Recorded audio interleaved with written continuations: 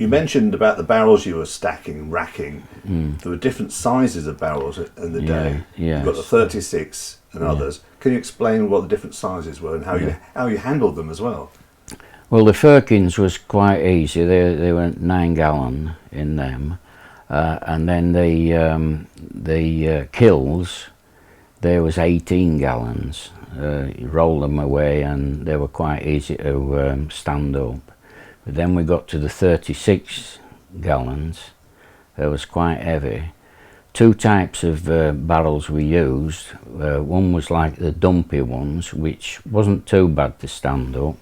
But we had one they're called torpedo barrels, long and with the floor being wet. You used to slide about, and it's terrible. And I didn't think I was going to last a week out, but then Mr. Mansfield said that we'll start learning you racking then. So I went on that, done that for quite a long while. What does that involve, the racking? The racking is filling the barrels, filling the firkins, kilns, all different. We'd do so many firkins to start with, then we'd move on to so many kills, and then finish off with barrels then. You'd have a man at side of you fining down, putting the finings in the barrels, and then I put it on the machine, and then you had a shive, what they call a shive, wooden shive. You used to knock that in, make sure there were no leaks, and then you had a pedal there and it just rolled away, and then someone else would then go and stand them up then. And then when, at the end of the if you were doing AK, at the end of that, you used to have to wash out, give it a good wash out, all the lines, the racking heads and everything, they all had to be sterilised again before you started, say, country bitter then, you know. So, but we was racking 5 days a week then, with a big volume of beer. And then after I'd been there, possibly done that for about 4 or 5 years, and then I think it was Roy Kingham they called him. He used to do the tanks. Then they wanted he retired, and then they wanted somebody to do that. So I volunteered for that. Learnt somebody else the racking, and then I went on to what they call in-place cleaning, which was a modern type of cleaning of the 90-barrel tanks. You say it's very wet on the floor. Were there many accident spillages of beer in the day? Not really. It was like froth. When you lifted the racking head up, sometimes it were lively. So you had to be quick and bray the shive in. And I have been down recently and seen what they do, how they do it now, and it's entirely different now. It's on a smaller, what they call it, less volumes and all that. But did the in-place cleaning for quite some time, and then a opportunity came up. I wanted a change, which it was in the bottling hall then. Is there a special technique of handling the barrels? Yes. It was. You had to like flip them up in, you know, with your 2 hands at the back of the top of the barrel, and then you had to lift them up quick. It was heavy work, and it was just a knack, really. You know, there was. Some people had one way of doing it because they thought it were easier. Another person. Now my foreman, he used to stand on. He was quite a dumpy chap, and he used to stand them up from the side. Right, I used to stand them up from the back, and flip them up that way, especially the torpedo barrels, you know. So how did you spin the barrels, and how big were these barrels? they'd be about so high, the torpedo barrels, and what they used to do is there's a middle band, like two bands round the middle, and you get hold of the my foreman Chris. He used to get hold of the lip of it at that side, hold there, and then he'd flip it up like that, and then adjust it, moving it on it with the top, just round the top. But the other ones, he virtually the same with the dumpy ones as well, you know, 36s. He used to just go to the side and pull it up like that.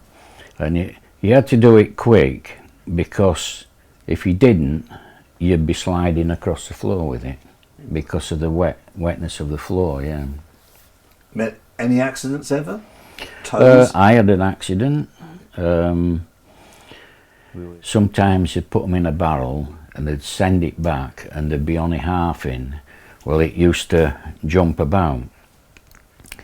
I was rolling the barrel down the cask yard on cobbles, and the lad behind me, he come dashing. I had to stop, so I got hold of the edge of the thing, turned it, because somebody was in front of me, and he rammed straight into me. He smashed two of my fingers there. I sat there on the side of the barrel washer, feeling sick, and took my glove off, and my fingers, two of my fingers were just hung down at the side there. So that was it. Hospital for the rest of the day. I think it took about, I think I was off for about nearly 3 months. And then when I come back on light duties, I was still going for physio on them, you know. So, but fortunately, he done a good job. They snapped, and they were like jagged. So the doctor sort of put them back into place and then strapped them up, you know. So, yeah. So that's. I think that's about the only accident we ever had down there, really, you know. Did you have any McMullen family coming to visit the cellar or where you worked? Yes, occasionally they came down and looked round, and then one day Eric Mansfield came down to me and he says, "I've brought a chap here." He said, to do a bit of work with you, and he'll be with you for about a week. And I said, what they called him? And he says, Fergus McMullen.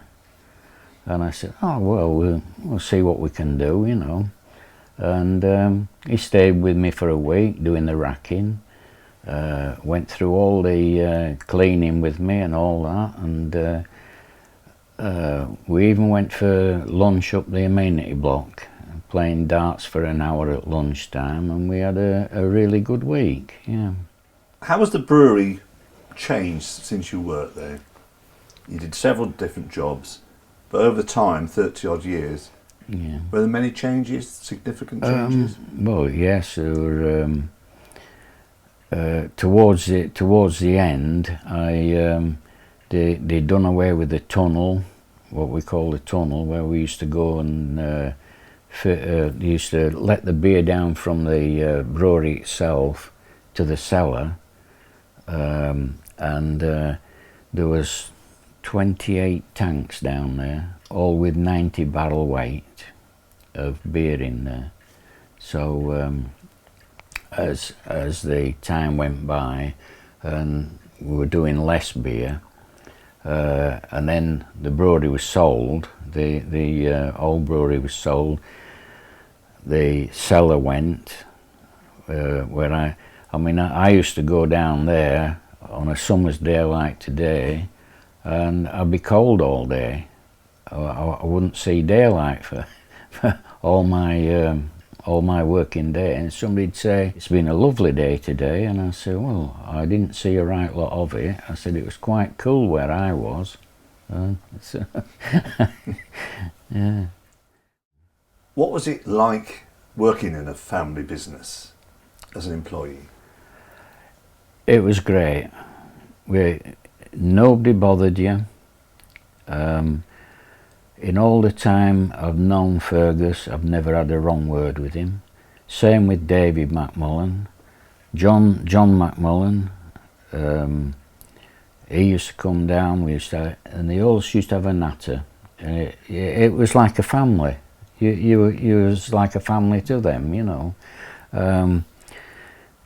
When you walk down the town and somebody will say to you, "Oh, bloody McMullens," you know, and I always say, "I don't know what you're talking about," you know. They've always treated me well, you know. I had a heart attack when I was 50. I was well looked after. Well looked after when I retired. We're looked after well. In about 2 or 3 weeks, we're going on a cruise up the river, up the Thames. Have a lovely day out, you know. We've just last month, I think it was, or month before, we had our Christmas dinner at the Salisbury. All right, it's a bit late, but we had a real time. We do every year, you know. So I've never had a wrong word with the McMullens at all. They've always done me fine, you know.